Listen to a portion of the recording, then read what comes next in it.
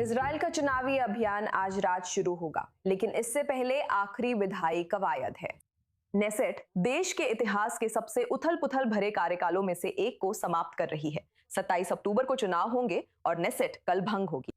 अपने अंतिम घंटों में गठबंधन ने अटॉर्नी जनरल की सत्ता को कमजोर किया है, अल्ट्रा ऑर्थोडॉक्स सैन्य भर्ती से बचने वालों को सुरक्षा दी है और लिंग के आधार पर अलग अलग शैक्षणिक कार्यक्रमों का विस्तार किया है। नेसेट ने 2 कानून पास किए हैं जिनका उद्देश्य हरेदी येशिवा छात्रों को भर्ती से बचाना है।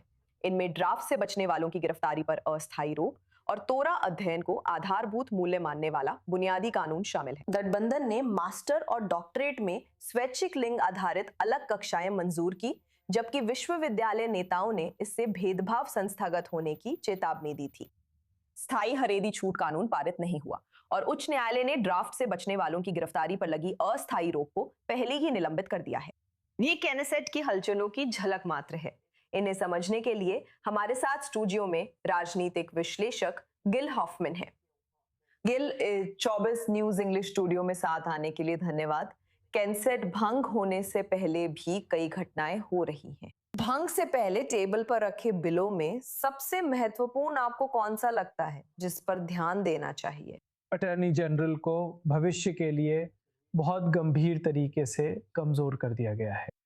अगर प्रधानमंत्री फिर से चुने जाते हैं तो अगली कैंसर अटॉर्नी जनरल को तुरंत बर्खास्त कर सकती है और फिर अटॉर्नी जनरल की भूमिका में भारी बदलाव आ जाएगा और इजराइल एक ऐसा देश बन जाएगा जिसकी कानून का शासन, जिस पर हम दुनिया भर में गर्व करते हैं, वो बदल जाएगा।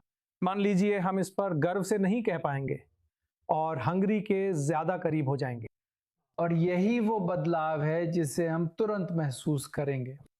प्रेस बिल ऐसी चीज है जिससे कुछ चैनलों को ज्यादा ताकत मिलेगी और दूसरे चैनल कमजोर हो जाएंगे। और ये आधिकारिक रूप से पारित हो गया। कानून के रूप में आधिकारिक रूप से पारित नहीं हुआ है और जो भी लोग 7 अक्टूबर की जांच के लिए जांच आयोग गठित करने वाले बिल की उम्मीद कर रहे थे, उनके पास अब उसके लिए समय खत्म होता जा रहा है।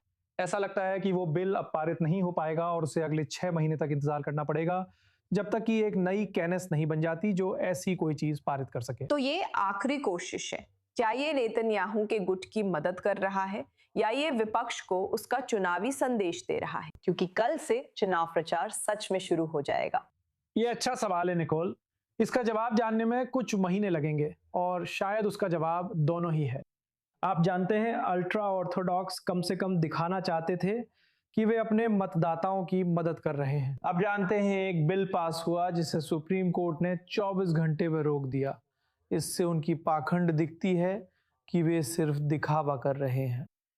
नेतन्याहू, अगर उन्हें लगता है कि उनके समर्थक प्रेस और अटॉर्नी जनरल को कमजोर करने को आईडीएफ में सेवा देने और स्वतंत्र प्रेस से ज्यादा महत्व देते हैं तो बहुत बढ़िया।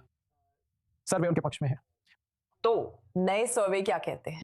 कुछ मिनट पहले 24 न्यूज इंग्लिश के हिब्रू चैनल पर एक सर्वे हुआ था और पहली बार उस चैनल पर दिखाया गया कि गादी आइजनकोर प्रधानमंत्री बनने के लिए नेतन्याहू से ज्यादा उपयुक्त हैं।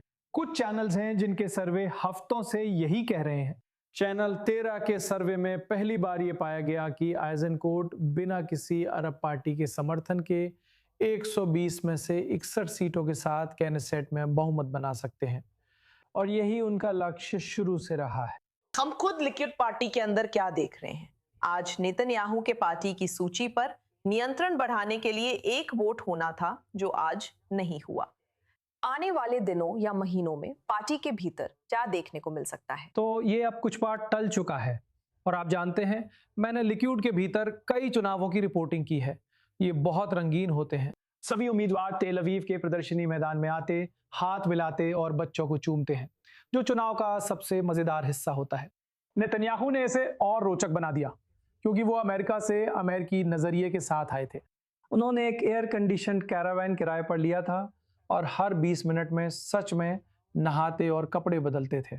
और जब बाकी सभी उम्मीदवार पसीने से तरबतर और थके हुए दिख रहे थे, नेतन्याहू एकदम शानदार और ताजगी से भरे हुए लग रहे थे।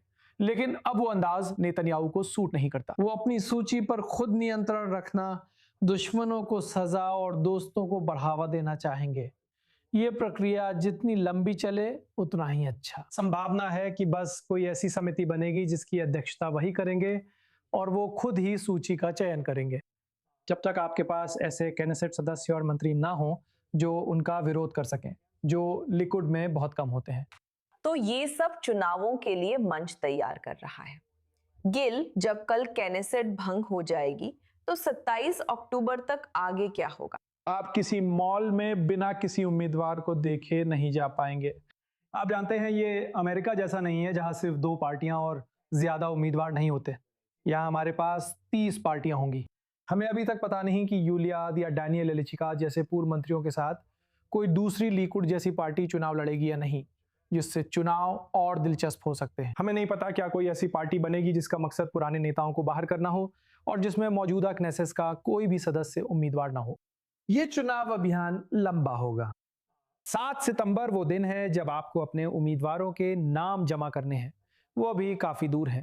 सबसे पहले जो है वो मौजूदा नीति निर्धारकों के लिए डेडलाइन है, जैसे कि महानिदेशक और विभिन्न सरकारी अधिकारी जिन्हें चुनाव लड़ने के लिए अपने पदों से इस्तीफा देना होगा। और वहां हमें कुछ दिलचस्प नाम देखने को मिलेंगे। लगता है आने वाले समय में हमारे लिए एक 24 न्यूज इंग्लिश स्टूडियो में चर्चा के कई विषय होंगे। बिल्कुल सही गिल ऑफमैन, हमेशा राजनीतिक विश्लेषण के साथ हमारे साथ आपका होना बहुत अच्छा लगा। धन्यवाद, खुशी हुई।